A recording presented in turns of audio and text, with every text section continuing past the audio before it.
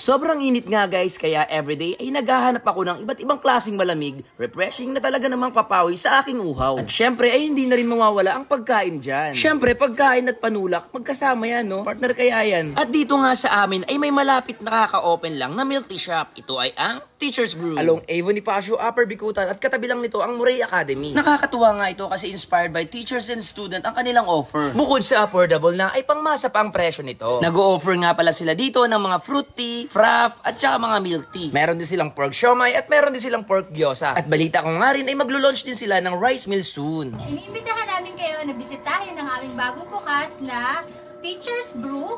Dito lamang along A. Bonifacio Avenue dito sa Upper Bicutan, Taguig. Open po kami ng Monday to Sunday from 12 p.m. to 10 p.m.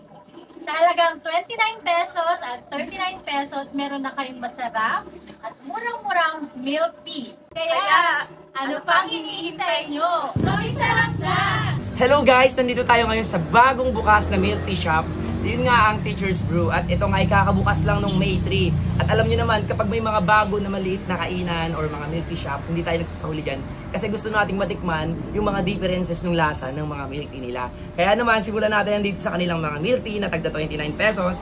At susundan natin ng tag 39 pesos lang at ng tag 49 pesos lang nila na bestseller na Frappe Strawberry. Dark Choco. Tikman na natin guys. Saktong-sakto sa tag-init. Yan naman panahon ngayon para tayong nasa kalan. Natin ha.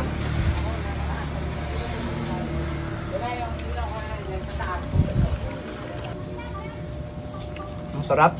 Guys, ang expectation ko sa chocolate, sobrang tamis at masakit sa lalamunan. Ito, hindi sobrang ganun katamis, hindi rin siya matabang. Tsaka yung tapioca niya, napakalambot. Hindi siya nalalaban sa ipin. Sarap. At dito naman tayo ngayon guys sa kanilang Java Chips with Oreo. Actually guys, Java Chips is yun yung flavor talaga niya, 29, pero pwede kang mag-add-ons. Nag-add-ons nga ako ng Oreo, 9 pesos lang. Kaya naman, tikman na natin to. Mix-mix muna natin guys kasi para mas matikman natin yung pinakasarap niya, di ba? Siyempre, isang tapioca lang gamit nila, malambot. Tapos, nagko-complement yung lasa ng Oreo dun sa Java Chips niya. Matamis siya, pero hindi ganun sobrang tamis na masakit sa lalamunan. Masarap pa rin siya, tsaka mangunguya mo yung mga chips ng Oreo. Sarap. At ngayon guys, ay tikman naman natin ang kanilang cheesecake. Ayan. Siyempre, haluin muna natin. Para malasahan talaga natin yung original na lasa niya, di ba? Tignan natin. Okay. Totoong cheesecake. Favorite yung cheesecake. Lagi namin nabibili sa SNR. Ito yung lasa niya. Yung texture niya is para siyang nagme-melt sa dila na cheesecake. Alam mo yon? Masarap din. At ito naman po is iced coffee macchiato. Ayan. Tikman natin siya.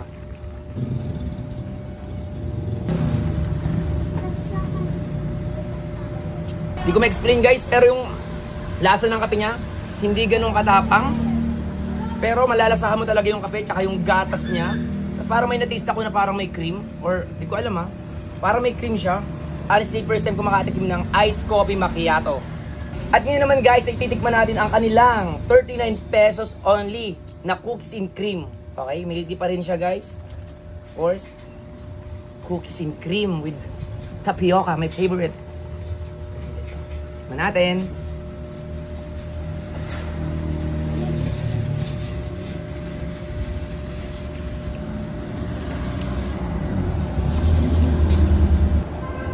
May pagka-similar siya sa Okinawa. Ang sarap siya.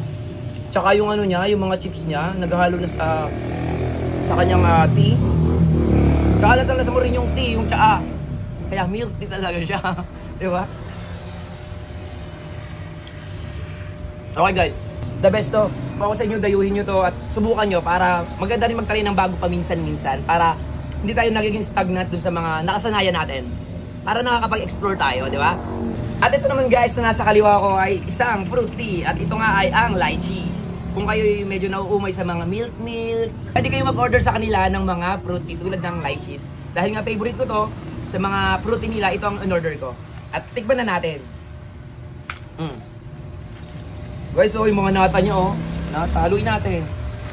Kasi yung syrup niya nasa ilalim tayo. Kita niyo yung nata? Parang mogu-mogu. sarap nung ano niya nata. Lychee. At syempre, hindi din papahuli sa kanila ang kanilang prop. At ito nga yung bestseller sa kanila na strawberry flavored. Halagang 49 pesos lang ay matitikman nyo na ito, guys. Kaya naman, ano pang hihintay nyo? Tara! Makisarap na. Tikman na natin ito.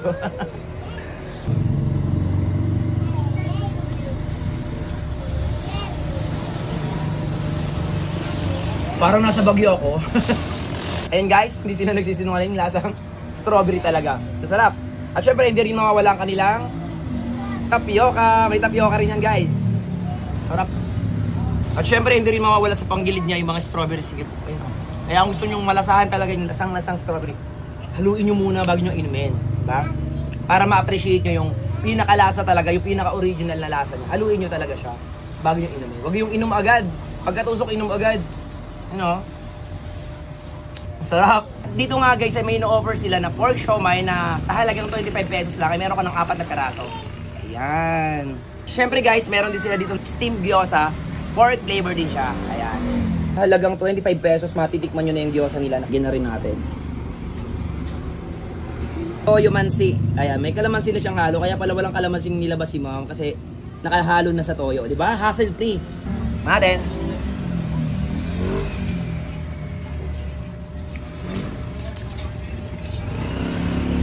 Sarap ang kanilang siomai guys. Makakagat mo yung mga chunks ng pork.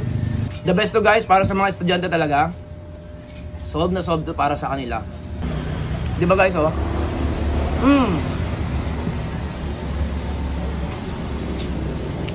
Sarap ng gyoza.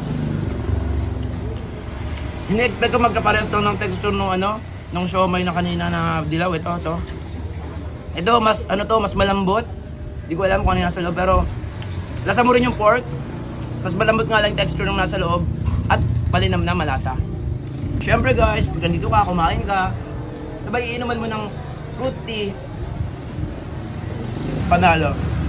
Kaya naman guys, ano pang hinihintay nyo sa mga magagawi dito? Especially sa mga student. Puntahan nyo na to. Tara. Sarap na.